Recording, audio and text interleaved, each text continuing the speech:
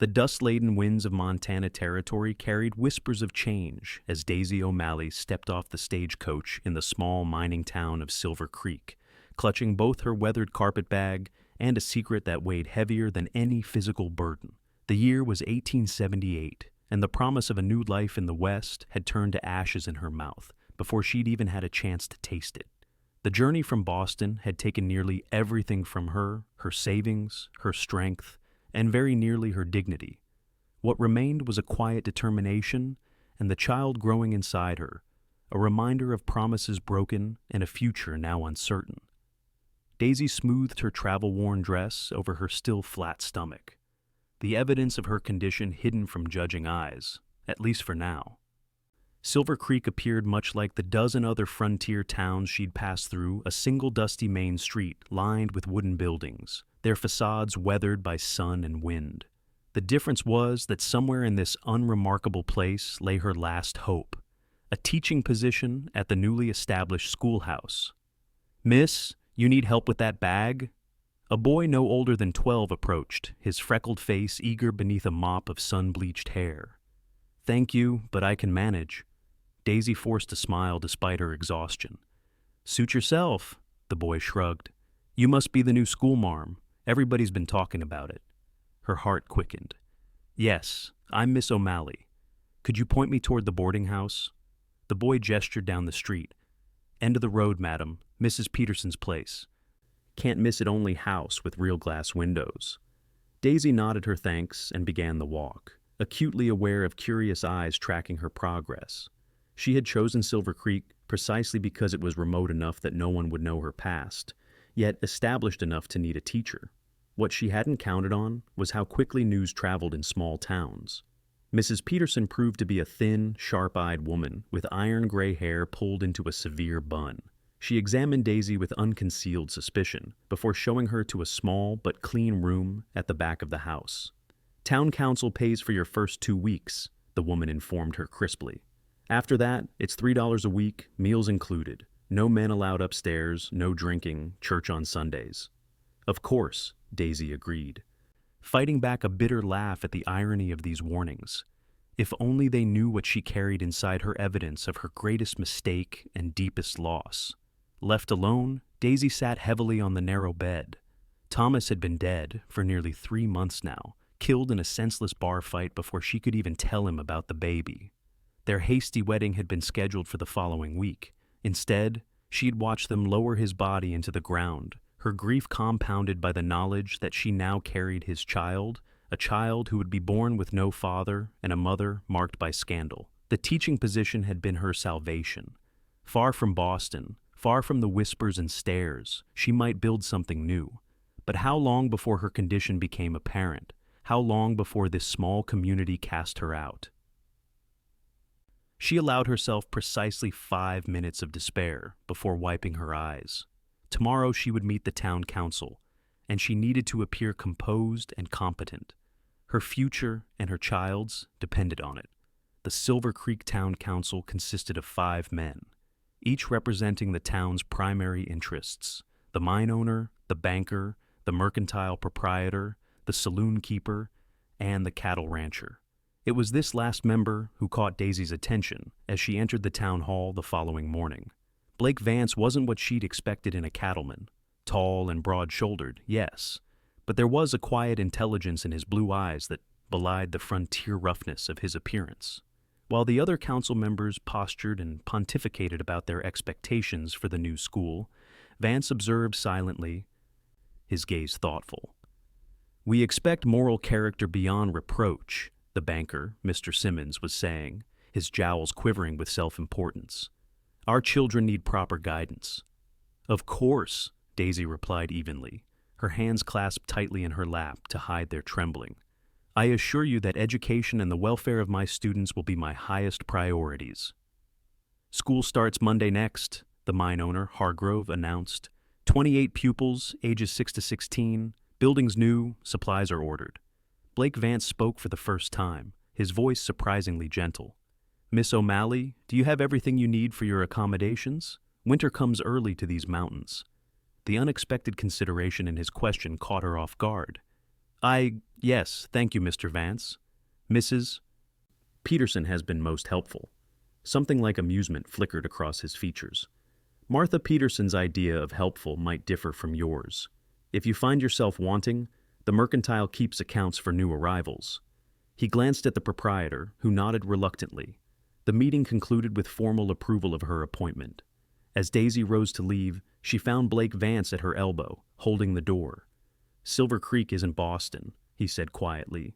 People here judge on what they see, not what they've heard. You'll do fine.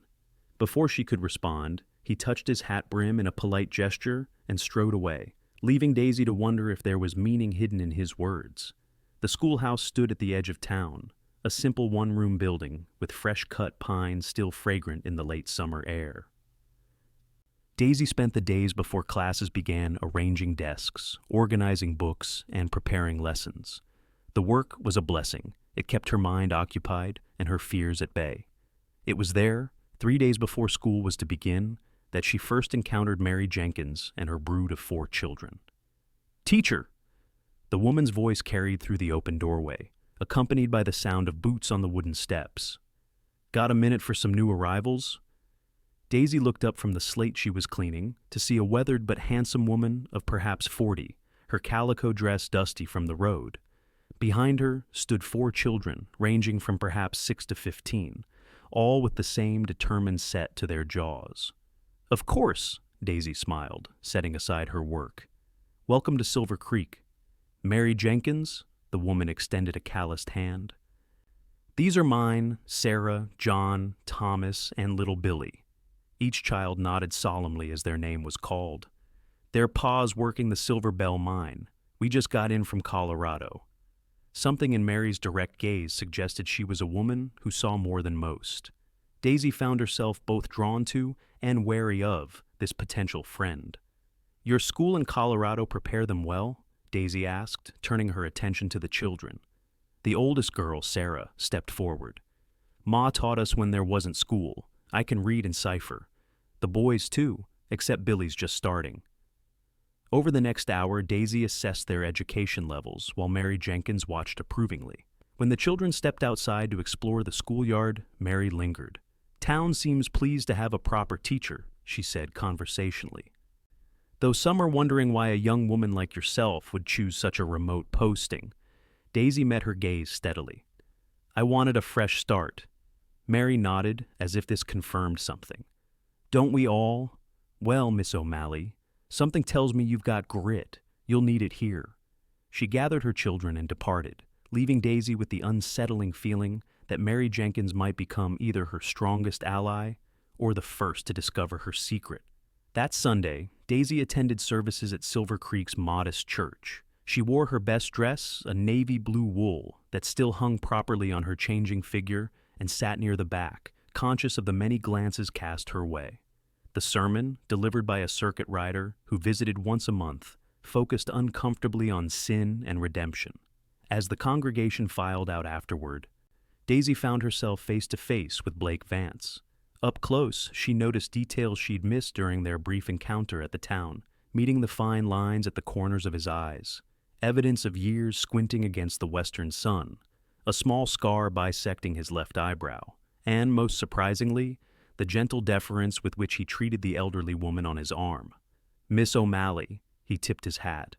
"May I introduce my aunt, Miss Viola Vance? She's been asking to meet our new teacher." The older woman extended a gloved hand. "Mr. Vance owns the largest cattle operation in the county," she informed Daisy proudly. "When he's not wasting his time on town affairs." Blake's mouth quirked in a half-smile. "Aunt Vi believes education is more valuable than cattle." "As any sensible person would," Miss Vance declared. "Though I suppose we need both. Miss O'Malley, you must join us for Sunday dinner. I insist." Before Daisy could formulate a polite refusal, Blake intervened. "Aunt Vi, Miss O'Malley has just arrived in town. Perhaps she needs time to settle before being subjected to your interrogations." "Nonsense," his aunt replied. "The girl needs a proper meal. Look at her thin as a rail."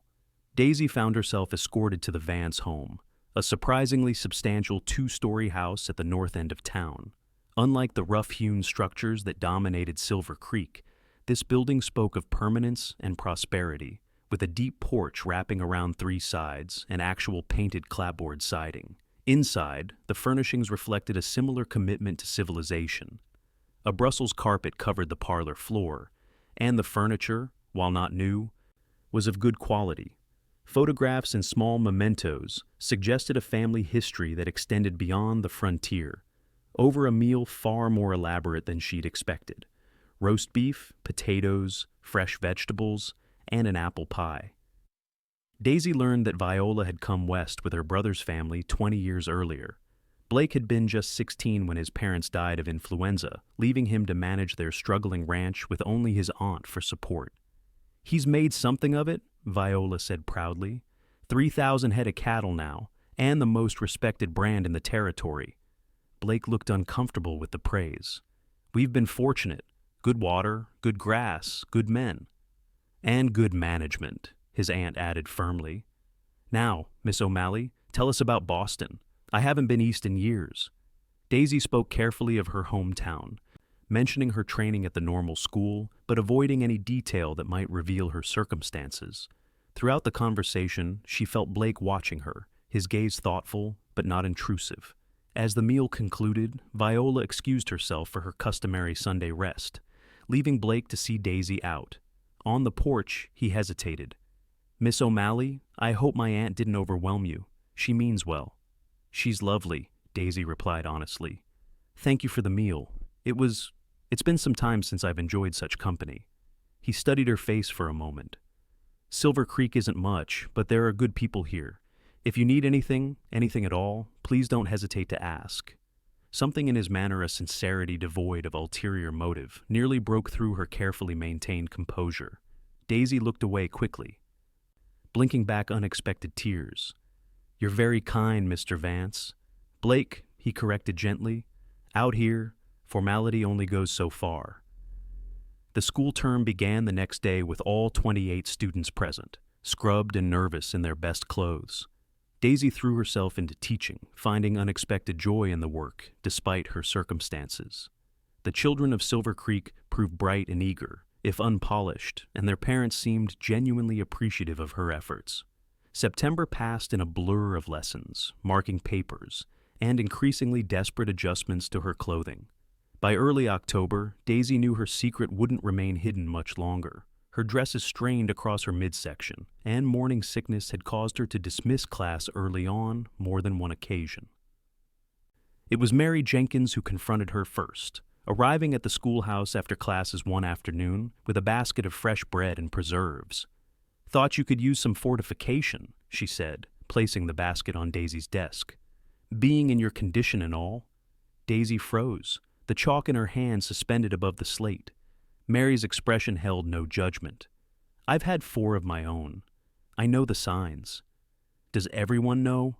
Daisy whispered, her greatest fear taking shape. "Not yet," Mary replied matter-of-factly. "But they will soon enough. Question is, what's your plan?"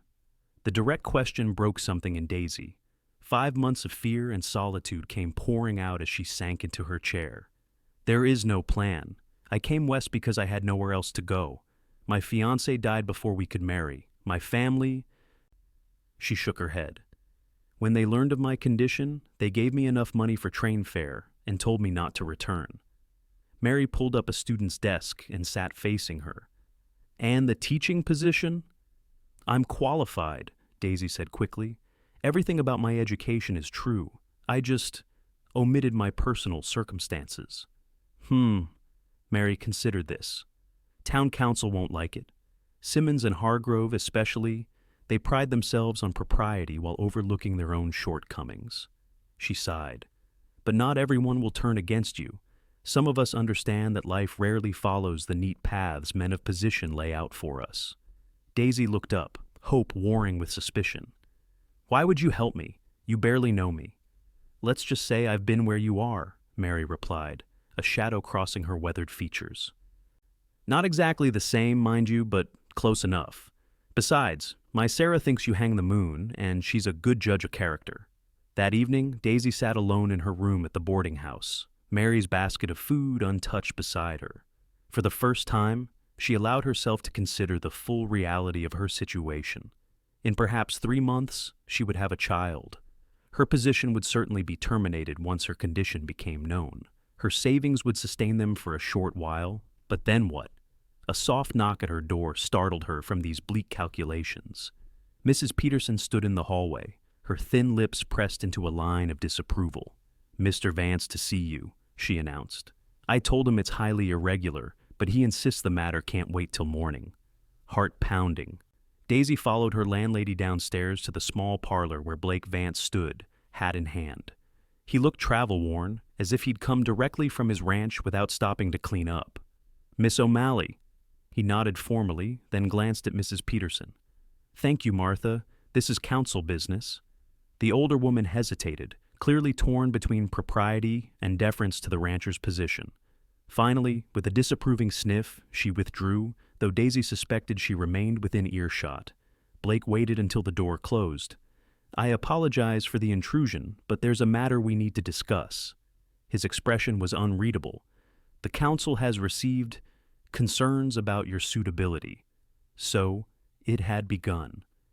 Daisy straightened her spine, determined to face her reckoning with dignity. "I see. Hargrove and Simmons are calling for an emergency meeting tomorrow," he continued. "Before you say anything, you should know that Mary Jenkins came to see me this afternoon." Daisy's breath caught.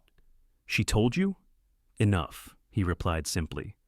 "I'm here because I believe you deserve to know what you're facing before you walk into that council chamber." The kindness in this warning nearly undid her. "And what am I facing, Mr. Vance?" His blue eyes met hers directly. "They'll fire you, make a public example. Hargrove's already talking about bringing in a teacher from Denver." He hesitated. Unless, Daisy prompted when he didn't continue. Blake ran a hand through his hair, a gesture that suggested rare uncertainty. "Unless we give them a different story. One they can accept." "I don't understand." "Marry me," he said quietly. Daisy stared at him, certain she'd misheard. "I beg your pardon?" "A widow remarrying isn't scandalous," he explained, his voice steady despite the extraordinary nature of his proposal. "If we were to marry quickly, people would assume the child is mine. There would be talk, but it would die down." "You can't be serious," she whispered.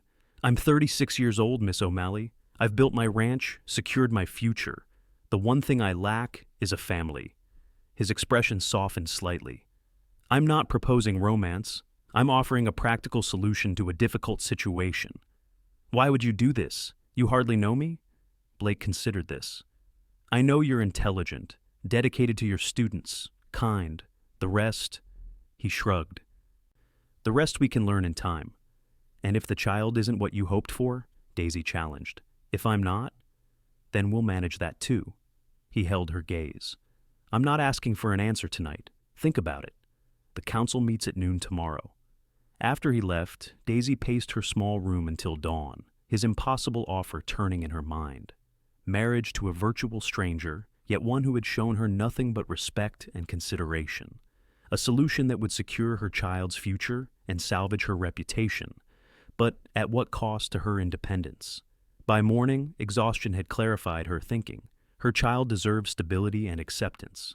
If that meant entering a marriage of convenience with Blake Vance, she would do it, but on terms they both understood. Daisy arrived at the town hall before the appointed hour, her resolve firm despite her pounding heart. Blake was waiting outside, his expression grave. "I've considered your offer," she said without preamble. "And?" His voice betrayed nothing of his own thoughts. "I accept, with conditions." Daisy met his gaze squarely. "First, I continue teaching until such time as we both agree otherwise.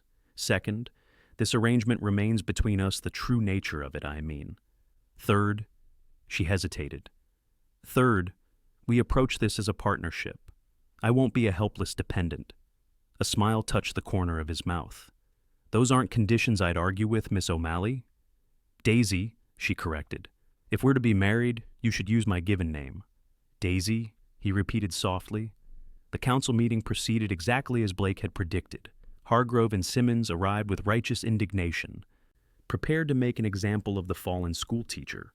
Their momentum faltered considerably when Blake announced that he and Miss O'Malley had been quietly courting since her arrival and planned to marry immediately. "My aunt is arranging everything as we speak," he informed them smoothly. "The ceremony will be this Sunday." Stunned silence followed this pronouncement. It was finally broken by the mercantile owner, a practical man named Miller. "Well, that's different then. Congratulations are in order." Simmons wasn't so easily deterred. "This seems mighty convenient, Vance. The lady arrives in town and suddenly you're courting. You've never shown interest in marriage before." "Perhaps I was waiting for the right woman," Blake replied evenly. The meeting dissolved into awkward well-wishes and barely concealed speculation.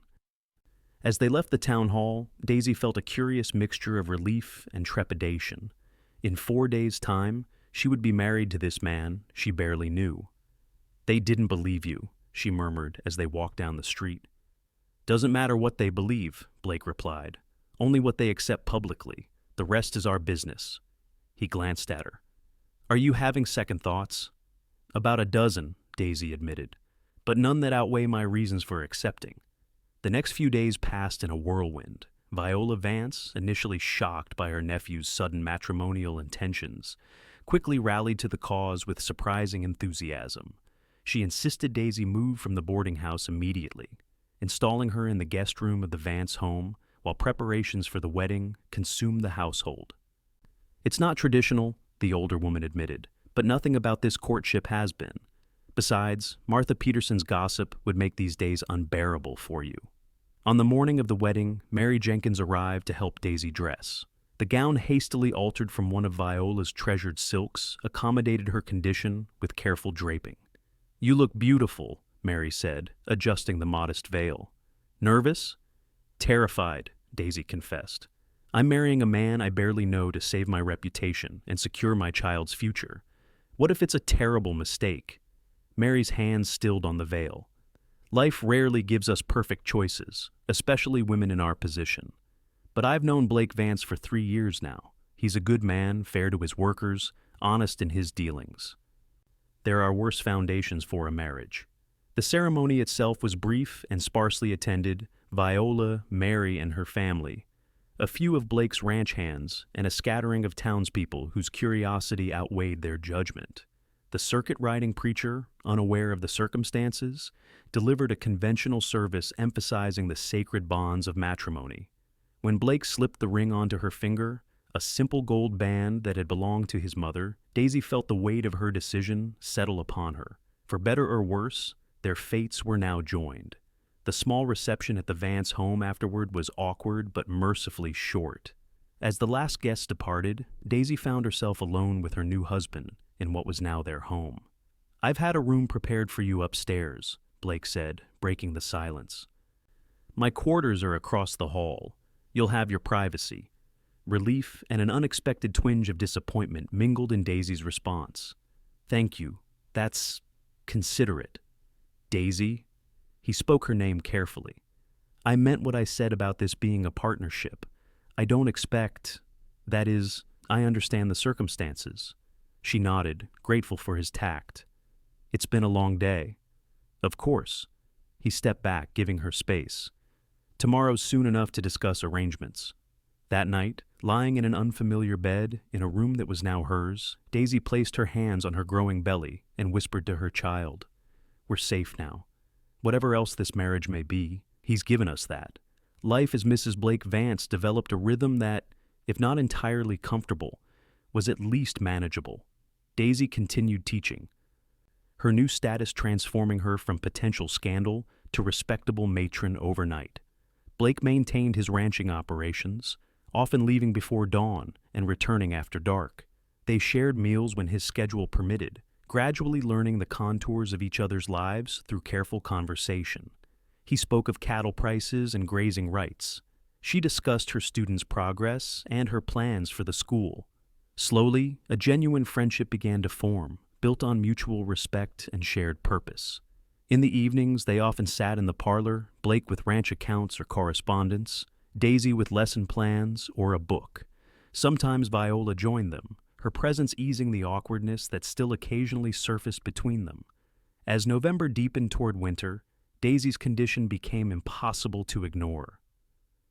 The children at school accepted her expanded explanation that she and Mr. Vance had married in Boston before she came west, but he had needed to remain behind temporarily to settle his affairs.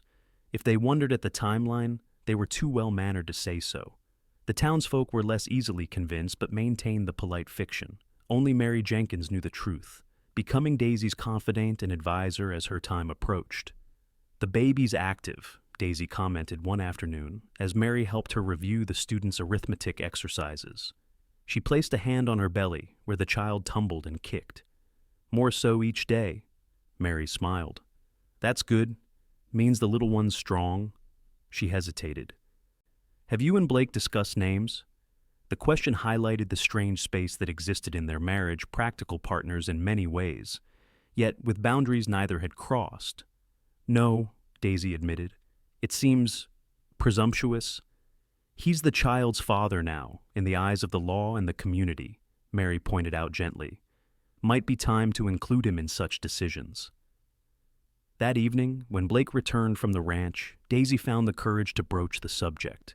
They were sitting in the parlor, the crackling fire the only sound in the room. "The baby was very active today," she began. Blake looked up from his ledger, his expression softening. "That's good, isn't it?" "Mary says so." Daisy hesitated. "I realize today that we haven't discussed names." He set the ledger aside. "I assumed you'd have preferences." "I do, but—" She met his gaze. "This child will carry your name. You should have some say in what comes before it." Something shifted in his expression. Surprise, perhaps, or recognition of the olive branch she was extending. "I always like the name Daniel, if it's a boy, after my father." "Daniel," Daisy repeated, testing it. "It's a good name, strong." She smiled slightly. "And if it's a girl?" "I'll defer to you on that." She considered. "Elizabeth, perhaps, after my grandmother. She was the only one who didn't—" She trailed off, the memory of her family's rejection still raw. Blake's jaw tightened, a flicker of anger on her behalf crossing his features. Daniel or Elizabeth Vance, good names for a new beginning. The conversation marked a subtle shift in their relationship. Blake began asking more questions about the baby, its movements, Daisy's health, preparations needed before its arrival. He ordered a cradle from the carpenter in town and had it placed in Daisy's room. When a catalog arrived from Denver, he encouraged her to select whatever items the child might need. December arrived with heavy snow that transformed Silver Creek into a Christmas card scene. The school closed for a 2-week holiday, giving Daisy welcome rest as her condition made teaching increasingly difficult. With Blake trapped at home by the weather, they spent more time together than ever before. It was during one of these snowbound days, as they sat before the fire after dinner, that Blake finally asked about the baby's father. "You don't have to tell me," he added quickly. "But I've wondered." Daisy was silent for a long moment, memories of Thomas rising unbidden. "His name was Thomas Carroll. We met at a lecture series at the Athenaeum in Boston. He was studying law." She smiled faintly at the recollection. "He had such plans of practice of his own, politics eventually. We were to be married in June." "What happened?" Blake asked quietly. "A disagreement in a tavern. Something trivial, politics or baseball, the witness couldn't remember. The other man had a knife." Daisy's hands tightened in her lap. "They said it was quick, that he didn't suffer. I don't know if that's true or just what they tell people." Blake's expression reflected genuine sorrow. "I'm sorry, Daisy. When I discovered I was expecting, I went to his parents. They made it clear that, without proof of marriage, they wanted nothing to do with me or the child. The pain of that rejection had dulled, but never fully disappeared. My own family was no better. My father gave me enough money for train fare west and told me not to return." "They're fools," Blake said, with unexpected vehemence, "to throw away their daughter and grandchild over misplaced pride." The fierceness of his response warmed something in Daisy that had been cold for months. "Thank you for saying that." They sat in companionable silence, the crackling fire and howling wind the only sounds. Finally, Blake spoke again. "My parents came west when nothing was established here. They built something from nothing, this house, the ranch. When they died, everyone said I should sell out, go back east where life was easier. He shook his head. But this was their dream. I couldn't abandon it. You've made it successful, Daisy observed. Yes. But sitting in this house alone, I sometimes wondered what it was all for. Who would carry it forward when I was gone? His gaze met hers. I want you to know that I don't regret our arrangement, Daisy. Whatever else comes, your child will have a home here, a legacy. The baby chose that moment to deliver a particularly enthusiastic kick. Daisy gasped, her hand going to her belly. Blake looked alarmed. Are you all right? Yes, just here. She reached for his hand without thinking, placing it where the baby pushed against her. His eyes widened as he felt the movement beneath his palm. For a long moment, they remained connected this way. His large hand spread across the swell of her abdomen, a sense of wonder transforming his usually stoic features. That's remarkable, he whispered. Something shifted between them. In that moment, a boundary crossed, a new intimacy established. When he finally withdrew his hand, Daisy felt its absence like a physical loss. As Christmas approached, Silver Creek emerged from the snowstorm to resume its preparations for the holiday. The school held its pageant, with Daisy directing from a chair at the side of the room, her advanced condition making standing for long periods difficult. On Christmas Eve, Viola insisted on hosting dinner for Mary Jenkins and her family. The house filled with conversation and laughter, the children's excitement infectious. After the meal, Blake produced small gifts for everyone, handkerchiefs for the women, jackknives for the boys, a doll for young Sarah, and candy for all.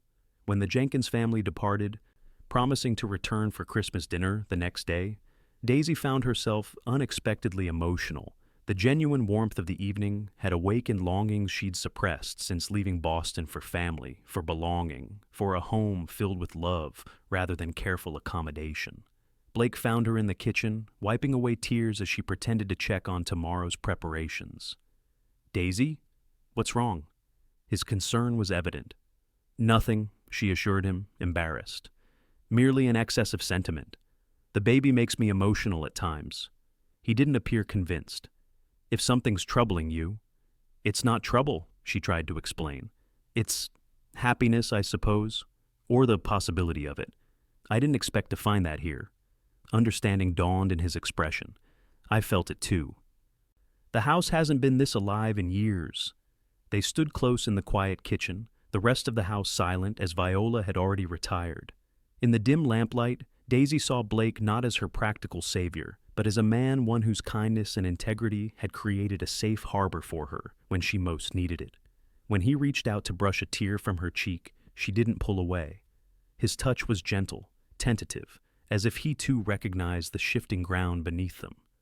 "Merry Christmas, Daisy," he said softly. "Merry Christmas, Blake." The baby arrived during a January thaw, 2 weeks earlier than expected. The labor began just after midnight, sending Blake riding through the darkness to fetch Mary Jenkins and the town's only doctor, a gruff former Army surgeon named Henderson. For 18 hours, Daisy labored in the upstairs bedroom, Mary's calm guidance her anchor through waves of pain that seemed endless. Blake paced the hallway outside, his face gray with worry each time her cries penetrated the closed door. "First babies take their time," Viola assured him repeatedly. "Daisy's strong, she'll come through this." As dusk fell on the second day, a new cry filled the house, the indignant wail of a newborn announcing its arrival. Blake froze in his pacing, his eyes fixed on the bedroom door, as if he could see through it by sheer force of will. When it finally opened, Dr. Henderson emerged, wiping his hands on a towel. "Mother and daughter doing well," he announced gruffly. "You can go in now." Blake entered the room hesitantly. Daisy reclined against the pillows. Exhaustion evident in every line of her body, but a radiance in her face that transcended fatigue. In her arms lay a tiny bundle wrapped in a soft blanket. "Blake," she smiled up at him, "meet Elizabeth Vance." He approached the bed slowly, almost reverently. The infant was impossibly small, with a shock of dark hair and skin still flushed from birth. As he watched, she opened her eyes dark blue and unfocused, but seeming to look directly at him. "She's perfect," he whispered. "Would you like to hold her?" Daisy asked. Panic flashed across his features. I don't know how. Mary Jenkins, still tidying the room, laughed softly. Sit down, Mr. Vance. Cradle your arms so, yes, that's right. She won't break. With infinite care, Daisy transferred the baby into Blake's arms. He sat motionless, clearly terrified of making a wrong move, but as Elizabeth settled against him, a transformation came over his face. Wonder, protectiveness, and something deeper, a connection forming in real time. Hello, Elizabeth, he murmured. I'm your pa. The simple declaration brought tears to Daisy's eyes. This was no longer merely an arrangement of convenience. Somewhere in these past months, they had become a family. The weeks following Elizabeth's birth established new patterns in the Vance household. Daisy's world narrowed to the rhythm of feeding, changing, and cherishing her daughter, while Blake divided his time between ranch responsibilities and hovering protectively over both of them. To Daisy's surprise, he proved an enthusiastic father, willingly taking the baby when she needed rest, walking the floor with Elizabeth during fussy nights, even changing diapers with only minimal complaint. The tenderness he showed his daughter revealed aspects of his character that his usual reserve concealed. Spring came early to Montana that year, bringing with it decisions about the future. Daisy's teaching position had been temporarily filled by Mary's oldest daughter, but the town council expected her to resume her duties by the fall term. Do you want to return to teaching? Blake asked one evening as they sat on the porch, Elizabeth sleeping peacefully in his arms. The April air was cool, but not uncomfortable, the sunset painting the western sky in vivid oranges and pinks. Daisy considered the question seriously. I love teaching, but Elizabeth is so young and She hesitated. I don't want to miss these early months. Then don't go back yet, he said simply. The school can manage another term with Sarah Jenkins. We agreed I would continue teaching. It was one of my conditions. Conditions change, Blake replied, his gaze on the sleeping infant. You have a place here, Daisy, not just as Elizabeth's mother, but as my wife. The ranch is profitable. You don't need to work unless you want to. The generosity of this offer touched her deeply. Thank you. I'll think about it. As twilight deepened around them, Daisy found herself studying Blake's profile, the strong line of his jaw, the slight curl of his hair where it met his collar, the gentleness in his hands as he cradled their daughter. Something had been building between them these past months, a feeling she had been too cautious to name. Blake, she began hesitantly, when we married, we spoke of a partnership, a practical arrangement. He looked up, his expression guarded. Yes? I find that my feelings have evolved. The admission cost her more courage than she'd expected. I care for you, not just as Elizabeth's father or my protector, but as a man. For a long moment, Blake was silent, his eyes searching hers. I've been afraid to hope for that, he finally said, his voice low. Since the night Elizabeth was born, no, before that, since Christmas. Maybe since I first saw you at that council meeting. I wasn't ready then, Daisy acknowledged. I was still grieving Thomas, still afraid of what the future held. And now? She smiled, reaching out to touch his hand where it supported their daughter. Now I find myself thinking of the future with hope rather than fear, because of you, because of the family we've become. Elizabeth stirred in Blake's arms, making the small mewling sounds that preceded waking. With practiced ease, he transferred her to Daisy, their hands brushing in the exchange. I love you, Daisy, he said simply. I think I have for months now. The words filled a space in her heart that had been empty for too long. I love you too. Later that night, after Elizabeth had been fed and settled in her cradle, Blake knocked softly on the door that connected their rooms, a door that had remained closed since their wedding day. May I come in? He asked when Daisy answered. She nodded, suddenly shy despite the declarations they had exchanged earlier. Blake entered slowly, as if giving her time to change her mind. I don't expect anything, he said carefully. I just wanted to be near you. Daisy smiled, extending her hand to him. I want that too. They sat together on the edge of her bed, talking quietly about everything and nothing ranch matters. Elizabeth's developing personality, plans for the garden Daisy wanted to plant, When she finally yawned, unable to hide her exhaustion, Blake rose to leave. "Stay," she said, catching his hand.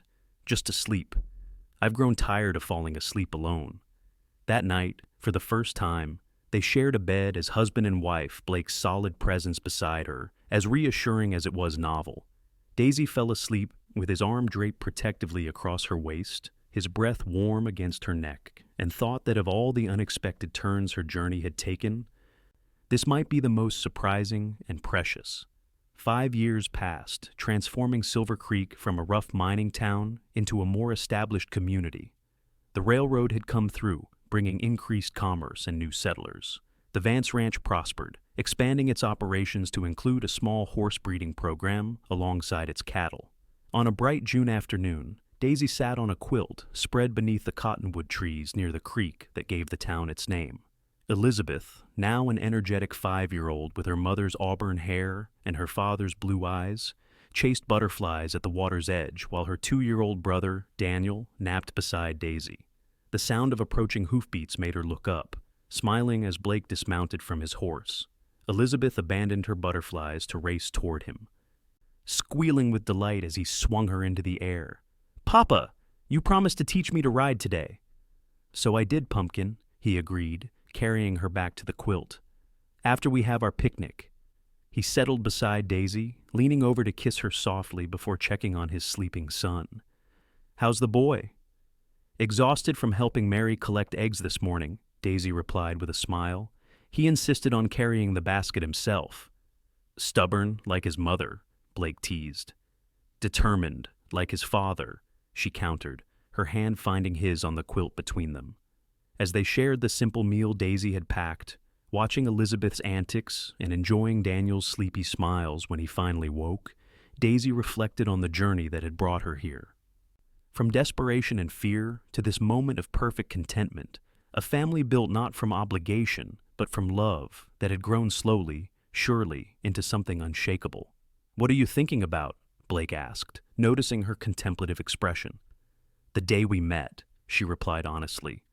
"How terrified I was that my secret would be discovered. How certain I was that my life was ruined." He nodded, understanding in his eyes. "And now?" Daisy looked at their children, then back to the man who had offered safety when she needed it most, and then given her so much more. "Now I know it was just beginning." As the afternoon sun filtered through the cottonwood leaves, casting dappled shadows across their small family, Daisy remembered the words Blake had spoken on the day he'd proposed their arrangement. She had told him she was carrying a dead man's child, and he had replied, "Then you're carrying life itself." He had been right. In the midst of grief and fear, new life had been taking shape, not just the child growing within her, but the future they would build together. A future neither of them could have imagined on that autumn day, when a desperate schoolteacher and a lonely rancher had forged an unlikely alliance that became, in time, the greatest love either had known.